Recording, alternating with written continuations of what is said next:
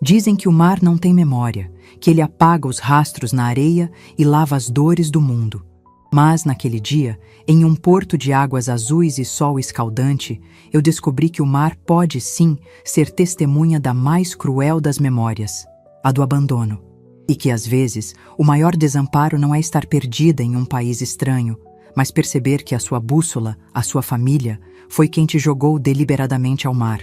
Meu nome é Irene, tenho 68 anos, e a minha história de renascimento começa no exato momento em que meus filhos tentaram me afogar em desespero, sem imaginar que eu, secretamente, era a dona do navio. A viagem de cruzeiro foi vendida para mim como um presente, o prêmio por uma vida inteira de dedicação. A senhora merece, mãe, disse meu filho Marcos ao me entregar o envelope com os bilhetes. Depois de tudo que fez por nós, é hora de relaxar, de ser cuidada. Silvia, minha nora, sorria ao lado dele, um sorriso tão branco e polido quanto as louças de seu apartamento de luxo. Vai ser inesquecível, sogrinha. Sol, mar, boa comida, só nós três. Eu acreditei. Como uma tola, eu acreditei. Arrumei minha pequena mala com os melhores vestidos que tinha, quase todos comprados em liquidação, e embarquei naquele gigante dos mares com o coração cheio de uma gratidão ingênua. Os primeiros dias foram de um deslumbramento contido. Eu me maravilhava com o tamanho do navio, com o azul infinito do oceano, com a variedade de comidas no buffet. Mas, ao mesmo tempo, sentia-me um peixe fora d'água. Marcos e Silvia faziam parte de um mundo que não era o meu. Eles passavam as tardes na piscina bebendo coquetéis coloridos, enquanto eu preferia um canto tranquilo no convés com um livro. Eles participavam dos jantares de gala, onde Silvia desfilava seus vestidos de grife e eu me sentia um pardal em meio a pavões com meu vestido preto de corte simples. Mãe, a senhora está muito quieta. Não está gostando? Perguntava Marcos com uma ponta de irritação. Estou adorando meu filho. Só estou observando, eu respondia. Acho que a sua mãe está se sentindo um pouco deslocada. Ouvi Silvia comentar com ele uma noite, achando que eu não estava ouvindo. É um ambiente muito sofisticado para ela. Talvez tenha sido um erro trazê-la. O erro. Eu me tornei o erro na viagem perfeita deles. O navio atracou em uma cidade vibrante e caótica no Caribe. Ruas estreitas, casas coloridas, o som de salsa vazando de cada porta e um mercado a céu aberto que era um turbilhão de cores, cheiros e sons. Vamos dar uma volta, mãe. Comprar umas lembrancinhas, disse Marcos animado. Mergulhamos na multidão. Silvia se queixava do calor, do empurra-empurra, enquanto eu, apesar de tudo, estava fascinada. Em uma praça lotada, cheia de vendedores de artesanato e turistas, Marcos parou. Mãe, olha aquela loja de charutos. O pai da Silvia ia adorar. Fica aqui nesse banquinho, a gente vai lá rapidinho e já volta. Depois a gente encontra um lugar legal para jantar, antes de voltar para o navio. Tudo bem, filho, eu disse, sentando-me no banco de ferro forjado, sentindo o sol quente no rosto. Coloquei minha bolsa de tecido ao meu lado, a mesma que eu usava todos os dias. Nela estava tudo que eu tinha de valor. Meu passaporte, o cartão de acesso ao navio, o pouco dinheiro que eu havia trocado e uma foto antiga dos meus pais. Marcos e Silvia se afastaram. Ao passarem por mim, Marcos tropeçou de leve, como se tivesse sido empurrado pela multidão e se apoiou em mim por um segundo. Opa, desculpa, mãe. Quanta gente! Ele sorriu e eles sumiram na esquina. Eu esperei. Os minutos se tornaram meia hora. Meia hora se tornou 1 hora. O sol começou a baixar no horizonte, pintando o céu com tons de laranja e roxo. A multidão do mercado foi se dispersando. Os vendedores começaram a guardar suas mercadorias. O som da salsa foi substituído pelo silêncio ansioso do anoitecer. E eles não voltaram. O primeiro calafrio de pânico me percorreu. Talvez tenham se perdido. Talvez tenha acontecido alguma coisa. Fui procurar minha bolsa para pegar o celular, que eu mal sabia usar, e meu coração parou. A bolsa não estava lá. Olhei em volta, no chão, debaixo do banco. Nada. Desaparecida. O pânico deu lugar ao terror. Eu estava sozinha. Sem dinheiro, sem documentos, sem o cartão do navio, em uma cidade estranha cujo idioma eu mal compreendia. O navio partiria em poucas horas. Como eu voltaria? O que eu faria? A imagem da minha bolsa sendo furtada por um ladrão no meio da multidão passou pela minha cabeça. Mas então, a lembrança do tropeço de Marcos, daquele toque rápido e estranho, me veio à mente, e com ela uma clareza fria e terrível. Não foram furto, foram plano. O tropeço, a desculpa da loja, o te encontramos depois. As palavras de Silvia ecoaram em minha mente. Talvez tenha sido um erro trazê-la. Eles não queriam mais o erro na viagem deles.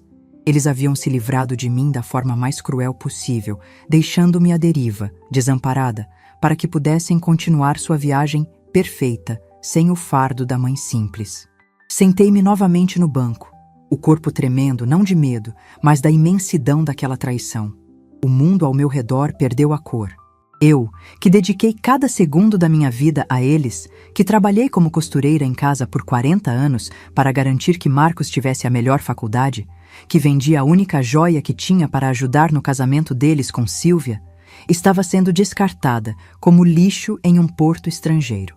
As lágrimas que eu segurava ameaçaram vir, mas a humilhação era tão grande que secou até minha alma. Eu estava de fato perdida. Foi então que, em meio ao meu desespero silencioso, um carro preto, elegante e com vidros escuros, parou suavemente em frente à praça. A porta de trás se abriu e dela desceu um homem alto, de ombros largos, vestindo um impecável uniforme branco de gala, com insígnias douradas que brilhavam sob a luz dos postes que começavam a se acender. Era o capitão do navio. O homem que, nos jantares, parecia uma divindade inalcançável. Ele caminhou diretamente em minha direção, seus passos firmes e seguros. A poucas pessoas que ainda estavam na praça olharam curiosas. Eu encolhi no banco, esperando que ele passasse direto, mas ele parou na minha frente. "Dona Irene", ele disse. Sua voz era grave e carregada de um respeito que eu não ouvia há anos. Ele fez uma leve reverência. "Perdoe-me o atrevimento. O comandante Rossi estava preocupado com o seu bem-estar e me pediu para vir pessoalmente garantir que a senhora estivesse segura." Comandante Rossi. Meu coração deu um salto, uma faísca de esperança e fúria se acendendo dentro de mim. "Houve um pequeno contratempo, capitão", consegui dizer, a voz embargada. "Eu imagino", ele respondeu, seu olhar transmitindo uma compreensão que ia além das palavras. "Não se preocupe com nada. Seu transporte de volta ao navio a aguarda, e sua suíte presidencial já foi preparada, conforme as instruções. Por favor, permita-me." Ele estendeu a mão para me ajudar a levantar. Sua mão era firme, quente. Enquanto eu caminhava ao seu lado em direção ao carro de luxo, olhei para a praça vazia onde meus filhos me abandonaram para o meu suposto fim trágico. Eles achavam que me deixaram sozinha e desamparada. Eles só não sabiam de uma coisa. O comandante Rossi, presidente e fundador de toda a linha de cruzeiros, era Luigi Rossi, o menino pobre para quem eu costurei de graça o primeiro terno para uma entrevista de emprego 30 anos atrás. Um menino que nunca esqueceu sua origem, nem quem o ajudou a zarpar. Entrei no carro, o couro macio me acolhendo. O capitão fechou a porta com delicadeza. Enquanto o carro se afastava, deixando para trás o porto do meu abandono, eu não pensava mais na dor. Pensava na surpresa que Marcos e Silvia teriam ao perceber que a mãe que eles jogaram para fora do bote salva-vidas, na verdade, era a dona de toda a frota. A vingança, às vezes, não é um prato que se come frio. É um upgrade para a suíte presidencial. O interior do carro era um mundo à parte. O couro macio dos assentos e o silêncio quase absoluto contrastavam violentamente com a aspereza do banco da praça e o caos de meus pensamentos de minutos atrás. Olhei para as minhas próprias mãos, repousadas no colo. Mãos de costureira, com os nós dos dedos um pouco engrossados e a pele marcada por décadas de agulhas e tecidos. Mãos que criaram um filho, que construíram uma vida do nada, e que agora pareciam absurdamente fora de lugar naquele ambiente de luxo. O capitão, sentado no banco da frente, mantinha um silêncio respeitoso, como se entendesse que eu precisava daquele momento para me reencontrar. Enquanto o carro deslizava pelas ruas da cidade em direção ao porto, minha mente viajava por outra estrada, uma estrada de mais de 40 anos. A imagem de Luigi Rossi, o todo-poderoso comandante da frota, se sobrepôs à do menino magro e de olhos assustados que conheci no meu bairro, um lugar de casas simples e sonhos grandes demais para aquelas ruelas. Meu marido, um homem bom e forte que o mar levou cedo demais num acidente de trabalho no cais, me deixou com um filho de 5 anos, Marcos, e uma máquina de costura. Foi com ela que teci nosso futuro, fio por fio. Minha pequena casa se tornou o meu ateliê. O zumbido constante da máquina era a trilha sonora da infância de Marcos. Ele fazia seus deveres de casa, na mesma mesa onde eu cortava os tecidos, o cheiro de linha e óleo de máquina impregnado em suas roupas e em nossas vidas. Eu era a costureira, uma figura respeitada no bairro, a quem todos recorriam para ajustar uma calça, remendar um vestido ou criar um traje de batizado. Foi numa dessas tardes, enquanto eu terminava uma encomenda urgente, que um menino bateu à minha porta. Era Luigi, filho de imigrantes italianos que moravam no fim da rua. Tinha uns 17 anos, era alto, magro e carregava nos olhos uma ambição que parecia grande demais para seu corpo franzino. Ele era fascinado pelos navios que via no porto e seu único sonho era trabalhar em um deles, viajar, conhecer o mundo. Dona Irene, ele disse, a voz trêmula, segurando um pedaço de papel amassado. Eu consegui uma entrevista. Para ajudante de cozinha num navio de carga. É amanhã. Mas que notícia maravilhosa, Luigi. Parabéns, eu disse, sorrindo genuinamente. Mas ele não sorriu de volta. Seus ombros caíram. Eu não posso ir. Olhe para mim. Ele apontou para suas roupas. Uma calça remendada, uma camisa puída nos cotovelos. Eles vão rir da minha cara. Vão me mandar embora antes que eu abra a boca. Vi em seus olhos o desespero de quem vê a única porta de sua vida prestes a se fechar. E vi também a mesma centelha de determinação que eu sentia em mim mesma. Naquele momento não vi apenas o filho da vizinha. Vi uma promessa. Espere aqui, eu disse. Fui ao meu quarto e abri meu guarda-roupa. Lá, envolto em papel de seda, estava meu único vestido bom. Um vestido de linho azul marinho que eu usava em casamentos e batizados, a única peça de luxo que eu me permitia ter. Sem pensar 2 vezes, eu o peguei, junto com uma tesoura de alfaiate. Tire suas medidas, Luigi, eu ordenei. Ele me olhou, sem entender. Mas, para quê? Eu vou fazer um terno para você. Mas a senhora não tem tecido, e eu não tenho dinheiro para pagar. Eu tenho tecido, respondi, mostrando a ele meu vestido. E a sua dívida você me paga um dia, quando for o capitão da sua própria frota. Ele protestou, disse que era um absurdo, que não podia aceitar. Mas eu insisti. Naquela noite, não dormi. A luz da minha sala ficou acesa até o amanhecer. Sob o zumbido da máquina, desmanchei meu vestido, minha única vaidade, e o transformei. Cada ponto era uma prece, cada costura um voto de confiança. Fiz uma calça simples, mas de corte reto, e um paletó que, embora feito de um tecido feminino, parecia digno e sóbrio. Quando o sol nasceu, o terno estava pronto, passado a ferro, impecável. Luigi chorou quando o vestiu. Não se encaixava perfeitamente, mas lhe dava uma dignidade que ele nunca tivera. Naquele terno, ele não era mais o menino pobre do porto. Era um homem indo em busca de seu destino. Ele conseguiu o emprego. Antes de embarcar, veio se despedir. Suas palavras ficaram gravadas em mim para sempre. Dona Irene, a senhora não me deu só um terno. A senhora me deu uma chance. Costurou meu futuro. Eu nunca vou esquecer. O fio que a senhora usou hoje é a âncora que vai me segurar no mundo. E ele não esqueceu. Nos anos que se seguiram, recebi cartas de todos os cantos do mundo. Singapura, Roterdã, Cidade do Cabo. Ele contava de suas promoções, de ajudante de cozinha a garçom a comissário. Contava do dinheiro que juntava, do sonho de comprar seu primeiro barco.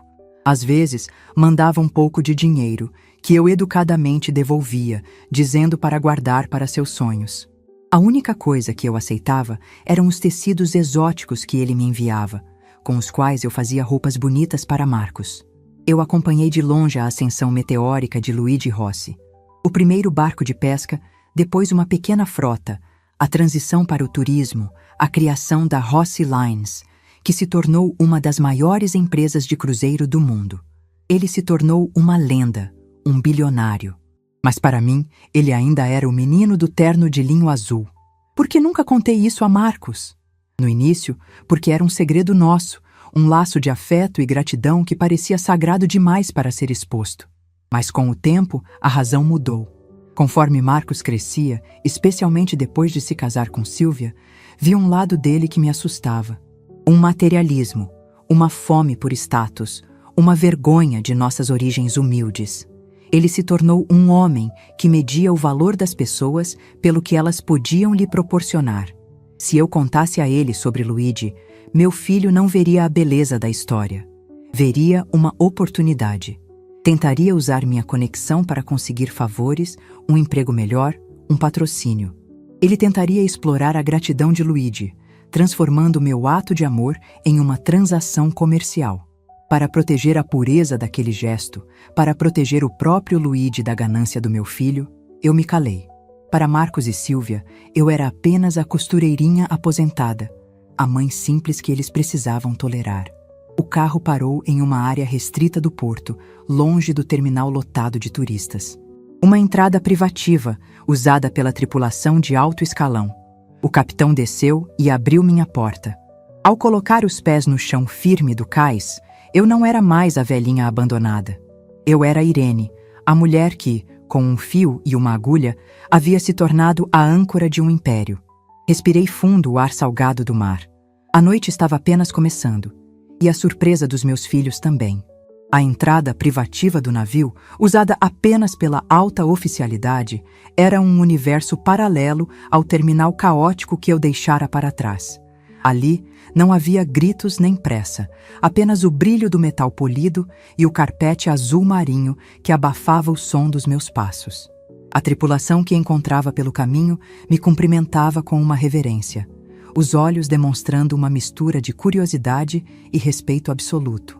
Eles não viam a velhinha de roupas simples, viam a convidada do comandante, e isso bastava. O capitão me escoltou pessoalmente até o elevador panorâmico, que subiu em silêncio até o último andar, o andar das suítes presidenciais. Um andar que, até aquele momento, eu nem sabia que existia. A porta que ele abriu não revelou um quarto, mas um apartamento flutuante. Havia uma sala de estar com um sofá branco imenso, uma varanda privativa com uma vista de tirar o fôlego para o mar noturno, e um quarto onde a cama parecia grande o suficiente para uma família inteira. Sobre a mesa de centro, uma garrafa de champanhe repousava num balde de prata ao lado de um arranjo de flores exóticas. Era um luxo tão absurdo, tão distante da minha realidade, que me senti tonta. O contraste com a cabine interna, pequena e sem janelas, que Marcos e Silvia haviam reservado para mim, era uma bofetada. Eles me deram as migalhas, enquanto se banqueteavam no luxo que, indiretamente, eu havia ajudado a construir. Seus filhos reportaram o seu desaparecimento há cerca de 1 hora, dona Irene, informou o capitão, com uma discrição profissional. Estão no balcão de atendimento, parecendo muito preocupados. Preocupados. A palavra me soou como uma piada de mau gosto. Preocupados com a imagem deles, talvez. Preocupados com a burocracia de ter que explicar o sumiço da mãe. Deixe-os esperar, eu disse, a voz mais firme do que eu sentia.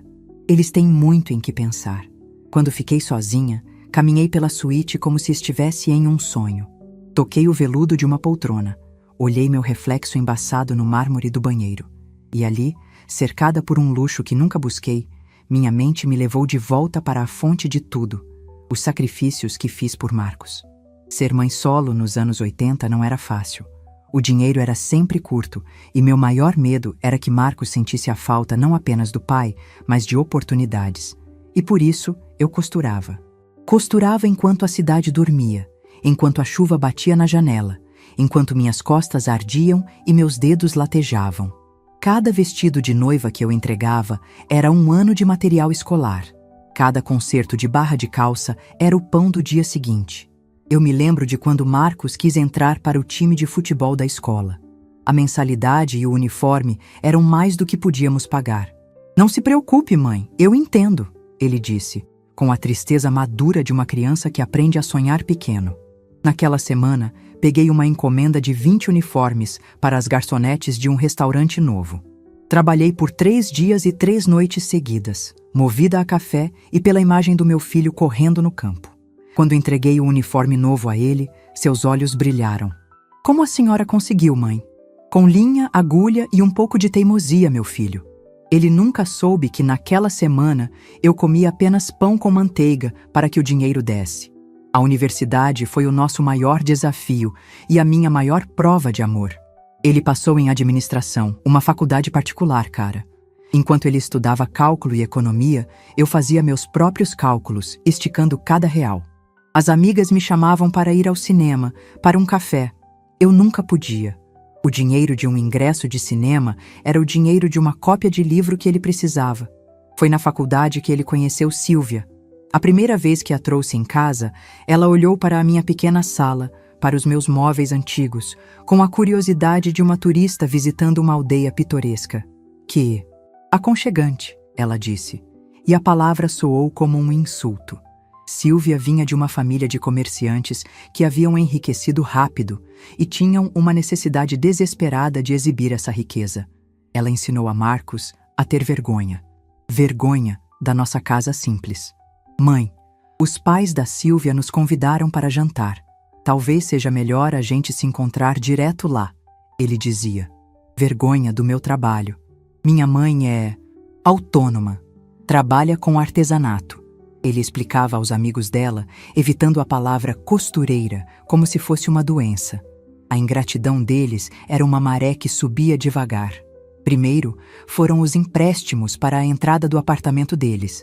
Um dinheiro que eu tirei da minha poupança para emergências e que nunca foi mencionado novamente. Depois, veio o casamento. Eles me apresentaram uma lista de presentes caríssima. E quando eu disse que contribuiria com o que pudesse, Silvia sorriu e disse: "Ah, não se preocupe, Irene. A gente só espera que a senhora nos dê algo à altura." Acabei usando o dinheiro que guardava para reformar meu telhado para lhes dar um cheque gordo, que eles aceitaram sem sequer um "muito obrigada" mais caloroso. O ato mais simbólico de apagamento veio 1 ano depois. Cheguei em casa um dia e encontrei uma equipe de decoração desmontando a minha sala. "Surpresa", disse Silvia, radiante. "Decidi te dar uma sala nova de presente, mais moderna, mais clean." Em um dia, ela se livrou do sofá onde Marcos dormiu quando teve febre, da estante que meu marido fez, do tapete que eu levei meses para pagar. No lugar, deixou móveis de linhas retas, cinzas, sem alma. Não foi um presente. Foi uma invasão, uma forma de dizer: o seu passado, as suas memórias, não combinam com o presente que queremos para você. E a viagem de cruzeiro. Agora tudo fazia sentido. Foi o auge da manipulação. "Mãe, te demos um presente incrível", Marcos me disse. "Uma viagem dos sonhos." O presente foi a cabine 1142. A menor do navio, no andar mais baixo, sem janela, ao lado do motor, onde o zumbido e a vibração eram constantes. Enquanto isso, eles estavam no 8º andar, numa suíte com varanda que eu descobri por acaso ao ouvir outros passageiros comentando. Eles não me deram uma viagem. Me deram um exílio flutuante, e o abandono no porto foi apenas o ato final de me descartar por completo. A campainha da suíte presidencial tocou, me tirando das minhas memórias amargas. Era um camareiro, impecavelmente vestido, segurando uma bandeja. "Com licença, senhora, o comandante Rossi envia seus cumprimentos e este pequeno mimo de boas-vindas." Na bandeja havia morangos cobertos de chocolate e um cartão. A caligrafia era a mesma das cartas que eu recebia de portos distantes, agora mais firme, mais imponente. "Minha querida Irene, sinta-se em casa. O navio é seu. Com eterna gratidão, Luigi." Segurei o cartão com as mãos trêmulas.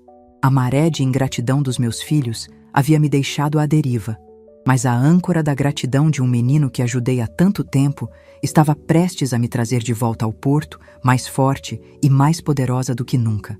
Uma nova determinação tomou conta de mim. Fui até o telefone e disquei o número da recepção. "Aqui é Irene, da suíte presidencial. Gostaria de falar com o capitão, por favor." Segundos depois, a voz grave dele soou na linha. Dona Irene, às suas ordens. Capitão, eu disse, a voz calma, mas carregada de uma autoridade recém-descoberta. Gostaria que o senhor fizesse um convite ao meu filho, Marcos, e à esposa dele, Silvia. Convide-os para um jantar privado, em nome da diretoria da Rossi Lines. Diga que é para discutir o incidente ocorrido no porto, e que a presença deles é indispensável. Certamente, senhora. Em qual dos restaurantes a bordo a senhora deseja recebê-los? Em nenhum deles, respondi. O jantar será aqui, na minha suíte. E, capitão, não diga a eles onde eu estou. Deixe que a surpresa seja parte do cardápio. Ele compreendeu imediatamente. Será feito exatamente como a senhora deseja. Eles serão informados que um oficial irá buscá-los às 8 horas. Desliguei o telefone e olhei para a minha imagem refletida no vidro da varanda. A mulher que me encarava não era mais a vítima, era a estrategista. Meus filhos haviam jogado uma partida cruel, mas agora o tabuleiro era meu e eu estava prestes a fazer a minha jogada. As horas que antecederam o jantar foram preenchidas por um silêncio que falava mais do que qualquer conversa. Eu não sentia nervosismo, mas uma calma glacial, a calma de quem se prepara não para uma briga, mas para uma declaração de independência. Tomei um banho longo na banheira de hidromassagem da suíte, sentindo a água quente relaxar músculos que estiveram tensos por anos a fio. Pela primeira vez, não era um banho apressado antes de começar a costurar para outros. Era um ritual para mim. Enquanto me secava, ouvi uma batida discreta na porta. Ao abrir, deparei-me com uma jovem camareira sorridente que empurrava um cabideiro com rodas. Nele pendiam 5 vestidos de noite, cada um mais elegante que o outro. O comandante Rossi envia seus cumprimentos, senhora, disse a moça. Ele pediu que a senhora escolhesse um traje para o seu jantar. Disse que a ocasião pedia algo especial. Meus olhos percorreram os tecidos, seda, veludo, cetim.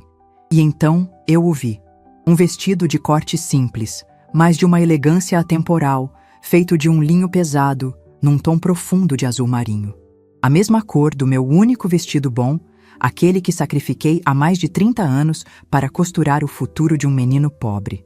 Era um sinal, um círculo que se fechava. É este, eu disse, a voz embargada. Vesti-me sem pressa. O tecido de qualidade abraçou meu corpo com um conforto que eu não conhecia. Olhei-me no espelho imenso do quarto. A mulher que me encarava era eu, mas era diferente. As marcas do cansaço no rosto ainda estavam lá, mas agora pareciam mapas de uma jornada vitoriosa, não de uma derrota silenciosa. Havia uma dignidade no meu olhar que eu mesma nunca havia percebido. Às 8 horas em ponto, a campainha da suíte tocou. Respirei fundo. O espetáculo ia começar. Abri a porta. Um oficial de alta patente estava ali, e atrás dele, Marcos e Silvia. A reação deles ao me ver foi uma cena que guardarei para sempre. A boca de Silvia se abriu num ó perfeito de choque. Seus olhos percorreram meu vestido, meu cabelo arrumado, a opulência da suíte ao fundo, e a máscara de preocupação ensaiada que ela usava se desfez, revelando uma confusão pálida. Marcos estacou, o rosto passando da arrogância nervosa para a mais pura incredulidade. Mãe?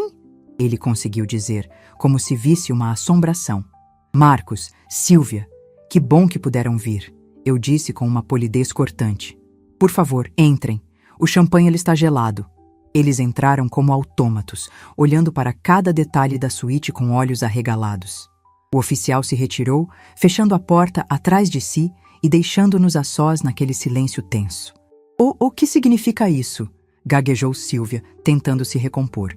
Como você veio parar aqui? Ficamos tão preocupados, achamos que tinha sido sequestrada, nós... Silvia, por favor, eu a interrompi, não com raiva, mas com o cansaço de quem não tem mais tempo para mentiras. Vamos pular a parte do teatro. Eu não fui sequestrada, eu fui abandonada. Servi uma taça de champanhe para mim mesma e me sentei na poltrona, indicando o sofá para eles. A diretoria da Rossi Lines, ou seja, eu, gostaria de discutir o incidente no porto. Eles se sentaram, os corpos rígidos. Marcos não conseguia me encarar. Eu esperei naquela praça por 3 horas, comecei, a voz calma, mas cada palavra pesando 1 tonelada. Vi o sol se pôr, vi o mercado se esvaziar. E quando percebi que minha bolsa, com todos os meus documentos e meu dinheiro, havia sumido, eu entendi. Entendi o tropeço acidental. Entendi a pressa para ver a loja de charutos. Mãe, foi um mal-entendido. Tentou Marcos, a voz fraca. Não foi um mal-entendido, Marcos. Foi um plano cruel para se livrarem da mãe simples que estava estragando a viagem sofisticada de vocês. A mãe que vocês enfiaram na pior cabine do navio, ao lado do motor, enquanto desfrutavam de uma suíte com varanda. Silvia empalideceu. Como você sabe disso? Eu sei de muita coisa, continuei. Sei que vocês têm vergonha de mim há anos. Sei que medem as pessoas pelo que elas têm, e não pelo que elas são. E sei que acharam que, ao me deixar naquele porto, sem nada, estariam me deixando para morrer, social e talvez literalmente. O silêncio deles era a mais alta das confissões. Mas vocês cometeram um erro de cálculo, eu disse, tomando um gole do champanhe. Vocês não conhecem a minha história. Vocês só conhecem a parte que lhes convinha, a da mãe que se sacrifica. Mas nunca se interessaram em saber para quem mais eu me sacrifiquei. E então, eu contei a eles. Contei a história de um menino chamado Luigi Rossi. Contei do meu vestido azul marinho, da noite em claro costurando, da promessa que ele me fez. Contei das cartas, da amizade à distância, do império que ele construiu sobre um alicerce de gratidão. Este navio onde vocês pisam, Silvia, eu disse, olhando diretamente para ela. Este luxo que vocês tanto admiram e cobiçam foi sonhado por um homem que aprendeu o valor da dignidade, porque um dia uma costureira pobre dividiu a única que tinha com ele. Enquanto vocês, para quem eu dei uma vida inteira de dignidade, tentaram me roubar o pouco que me restava. O rosto de Marcos estava coberto pelas mãos. Eu podia ouvir seus soluços abafados. Silvia tremia, as lágrimas escorrendo pelo rosto e borrando a maquiagem perfeita. A humilhação, a percepção de que o mundo que eles tanto queriam pertencer era, na verdade, meu, era devastadora. Mãe, me perdoa, chorou Marcos. A gente não sabia. Eu fui um monstro. Sim, você foi. Eu concordei, sem suavizar a verdade. Mas o perdão não é algo que se pede em desespero. É algo que se conquista com mudança. E a mudança de vocês começa agora. Levantei-me, o jantar intocado sobre a mesa. A minha fome era de justiça e eu estava saciada. A viagem de vocês três acabou. O capitão já recebeu minhas instruções. No próximo porto, amanhã de manhã, vocês irão desembarcar. As passagens de volta para casa, em classe econômica, já foram emitidas pela companhia. É uma cortesia do comandante Rossi. Silvia me olhou, os olhos suplicantes. Irene, por favor, eu vou continuar a minha viagem. Pela primeira vez na vida, vou terminá-la sozinha. Vocês me deram um presente que não sabiam, afinal. Me devolveram a mim mesma. E agora, caminhei até a porta e a abri. Se me dão licença, o oficial está esperando para acompanhá-los até suas cabines. Tenham uma boa noite. Eles saíram, esvaziados, derrotados, não por gritos ou acusações, mas pela verdade. Fechei a porta e caminhei lentamente até a varanda. A lua cheia pintava um caminho de prata sobre o mar escuro e infinito. Respirei fundo o ar da noite. Eu não era mais uma passageira clandestina na vida dos outros. Eu era finalmente a comandante da minha própria alma. E meu cruzeiro estava apenas começando. A manhã seguinte nasceu clara e impiedosa. Acordei antes do sol, não por ansiedade, mas por um novo hábito de querer absorver cada segundo da minha liberdade. Fui para a varanda da suíte, vestindo um roupão de seda que era mais macio que qualquer tecido que já havia tocado. Lá embaixo, o navio deslizava suavemente para atracar em um novo porto, uma ilha cujas montanhas verdes pareciam tocar o céu. Dali do meu observatório privilegiado, eu os vi, Marcos e Silvia. Não houve alarde. Um único oficial, discreto, os aguardava no pé da passarela de desembarque. Eles carregavam suas próprias malas. Não havia mais o brilho da superioridade em seus passos. Caminhavam com os ombros curvados, os rostos pálidos, evitando olhar para cima, como se o peso do navio inteiro estivesse sobre eles. Observei até que se tornassem 2 pontos indistintos na multidão do porto. Não senti prazer em sua derrota. Senti uma paz solene, a paz de um capítulo que finalmente se encerra. Com a partida deles, um novo tipo de silêncio se instalou. Não era o silêncio da solidão, mas o silêncio do espaço. Espaço para respirar, para pensar, para ser. Pela primeira vez naquela viagem, decidi explorar o navio como se ele fosse meu. E, de certa forma, era. A tripulação, agora ciente da minha verdadeira identidade como a madrinha do comandante, tratava-me com uma deferência que no início me deixava sem graça, mas que aos poucos aprendi a aceitar. Não era bajulação. Era o respeito que Luigi havia instituído em sua companhia, um respeito que começava de cima.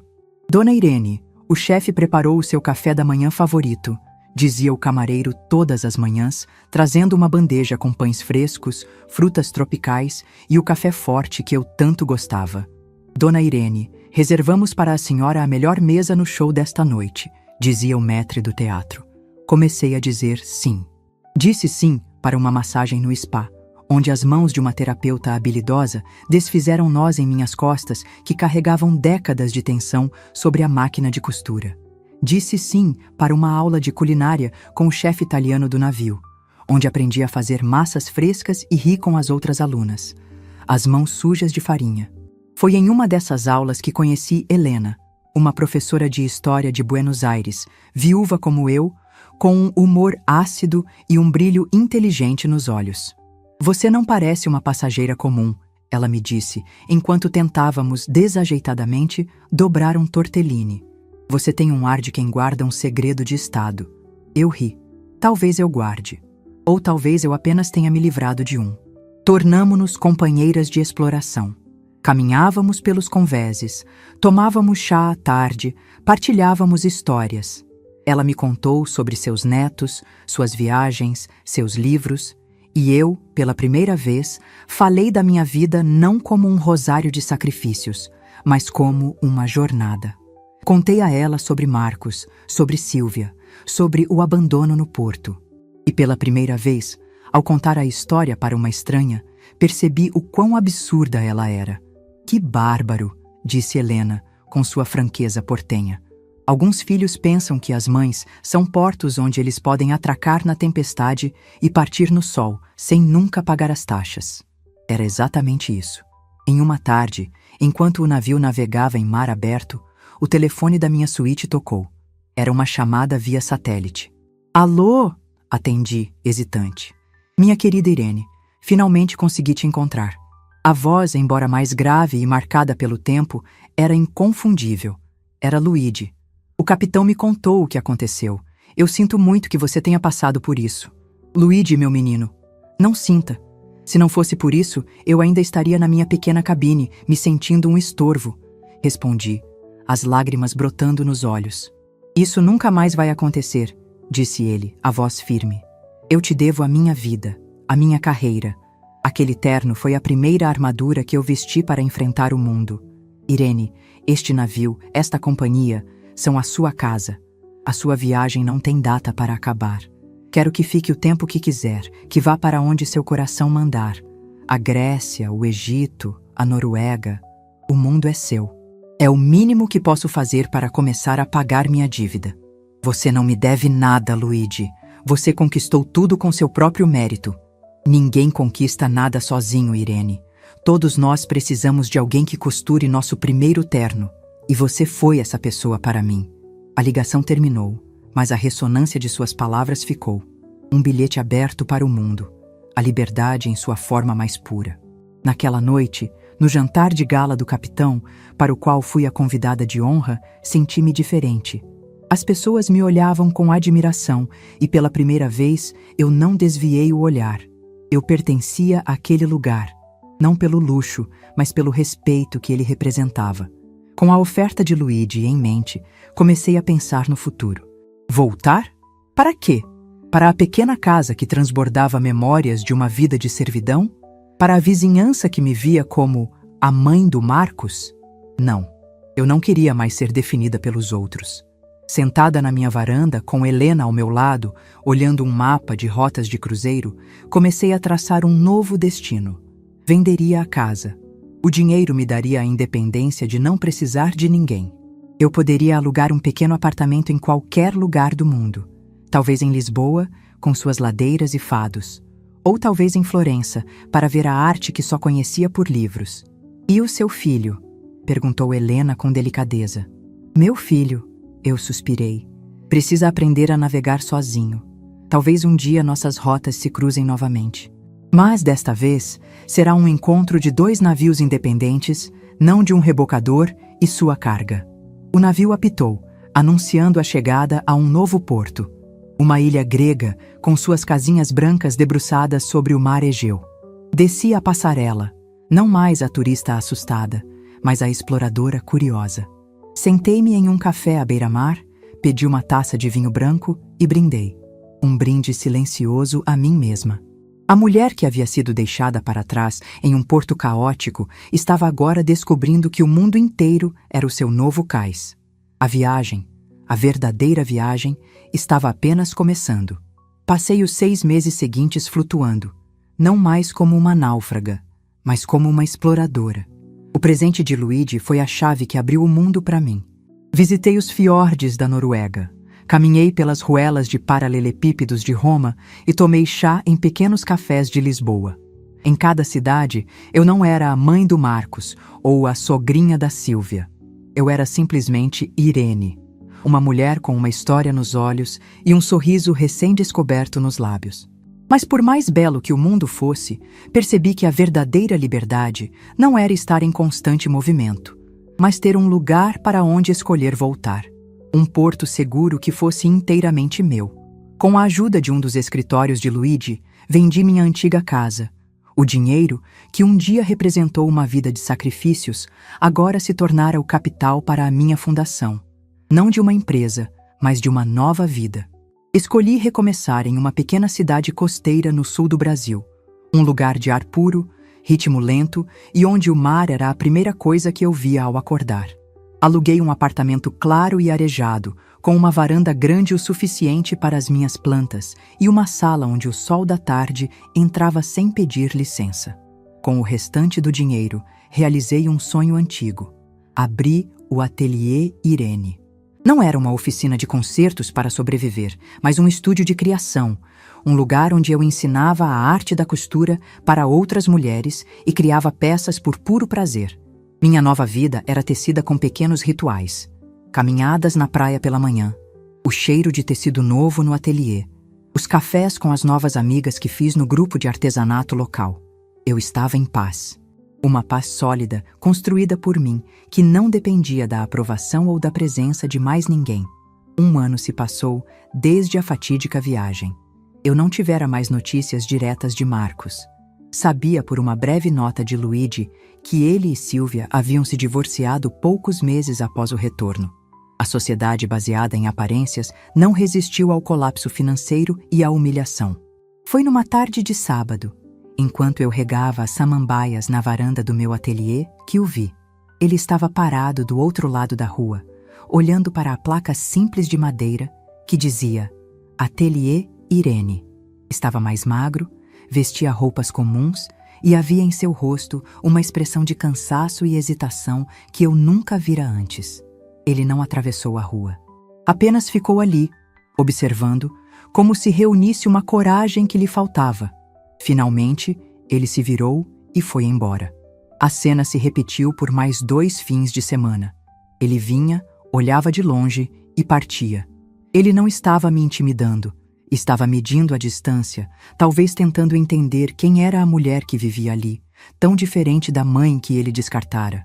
No quarto sábado, ele atravessou a rua. Ouvi a pequena sineta da porta do ateliê tocar. Levantei os olhos de um vestido de seda que estava finalizando e o vi parado na entrada. O silêncio se instalou, preenchido apenas pelo som distante das ondas. O lugar é bonito, ele disse, a voz rouca. Eu gosto, respondi, sem me levantar. É calmo.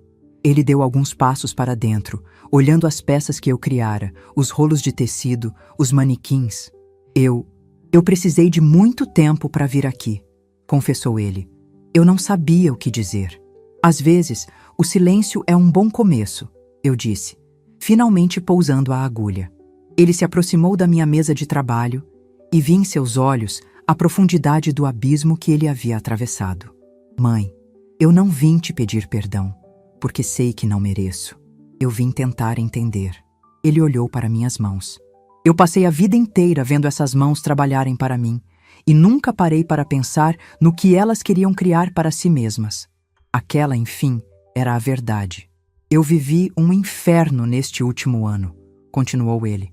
Perdi o emprego, Silvia se foi, perdi os amigos, perdi tudo o que eu achava que era importante. E no fundo do poço, a única coisa em que eu conseguia pensar era no seu rosto, naquela praça. E eu percebi.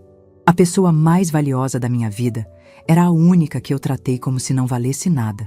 As lágrimas que ele chorava agora não eram de autocomiseração, eram de uma vergonha real e dolorosa. Eu sou sua mãe, Marcos, e sempre serei, eu disse levantando-me. Mas não sou mais a sua rede de segurança. A mulher que você abandonou naquele porto não existe mais. Ela aprendeu a nadar sozinha. Eu sei, ele sussurrou, e eu a admiro por isso. Eu só queria saber se essa nova mulher, a dona deste lugar, ainda tem espaço para um filho que quer aprender a ser filho de verdade. Olhei fundo nos olhos dele. Vi o homem quebrado, mas vi também a semente de um homem novo. O respeito é a única chave que abre as minhas portas, Marcos. Se você a tiver, será sempre bem-vindo. Não para ser servido, mas para compartilhar um café. Ele assentiu, um soluço escapando de seus lábios. Foi um começo. Hoje, alguns meses depois daquela conversa, nossa relação é um tecido novo, sendo costurado com cuidado. Marcos me visita uma vez por mês. Ele não fala dos seus problemas financeiros, a não ser para dizer que está se reerguendo com o próprio trabalho. Ele me traz flores do mercado local e senta-se comigo na varanda, ouvindo minhas histórias sobre o ateliê, sobre minhas amigas, sobre a vida. Está aprendendo a me ver. Vanessa nunca me procurou. Talvez seu orgulho seja um oceano grande demais para atravessar. Eu a perdoei em meu coração, mas sei que meu perdão só terá valor para ela quando ela aprender a perdoar a si mesma. Eu continuo minha viagem. Uma viagem que não precisa mais de navios ou de mapas. Meu destino é acordar a cada dia e me sentir em casa dentro da minha própria pele. Meu ateliê floresceu, minhas amizades se aprofundaram. E às vezes, quando o sol se põe no mar, eu pego uma taça de vinho e brindo a Luigi, o menino do terno azul. E a mim mesma, a mulher que aprendeu que o maior ato de amor é, às vezes, soltar as âncoras que nos prendem e simplesmente navegar. Se essa história tocou seu coração, deixe seu like, se inscreva no canal e comente aqui embaixo. No meu lugar, o que você faria? Sua mensagem pode iluminar o dia de alguém.